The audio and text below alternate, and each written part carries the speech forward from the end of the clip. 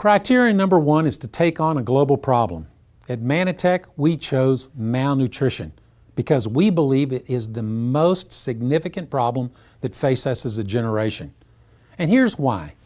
According to UNICEF, malnutrition kills 5 million children under the age of 5 every year in developing countries. Hey, that's one child every 6 seconds. According to the New York Times, between 1/3 and 1/2 of all childhood deaths in the world are linked to malnutrition. Now, folks, there's a lot of problems out there, but when something is linked to the death of half of all the children, you got to move that to the top of the list. And you know what? We all have to be concerned about this problem because the lack of proper nutrition is no longer just a developing world problem.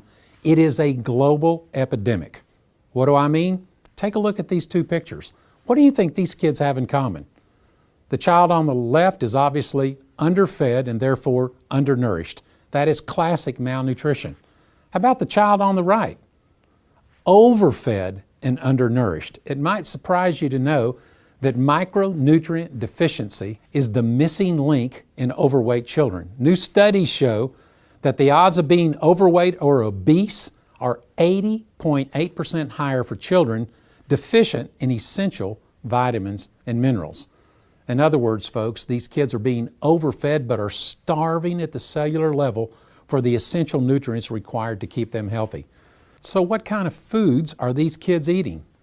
Well, it's called processed food, and here's the problem. Approximately 90% of the money Americans spend on food is used to buy processed food. You say, what's processed food? I love this description. It says a lot of what we see in the supermarket, I would argue, is not really food. It's what I call edible food-like substances. So what's an edible food-like substance? Well, take a look at this picture. Which of these two bowls of fruit do you think offers the best nutritional value?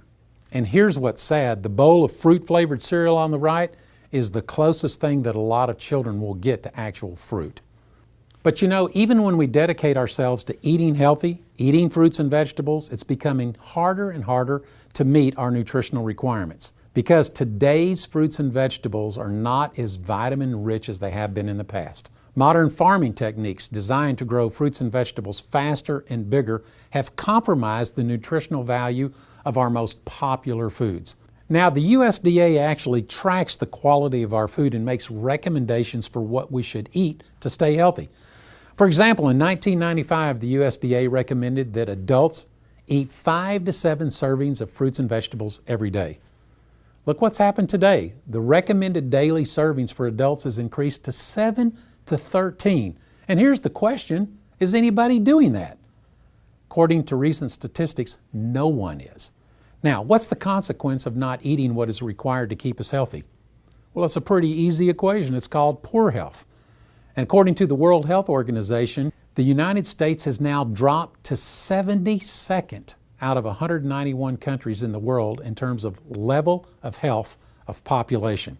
Time magazine, in their cover story, The Scary State of American Health, put it this way. Despite advances in medicine, Americans are less healthy than we used to be. Now, why is that?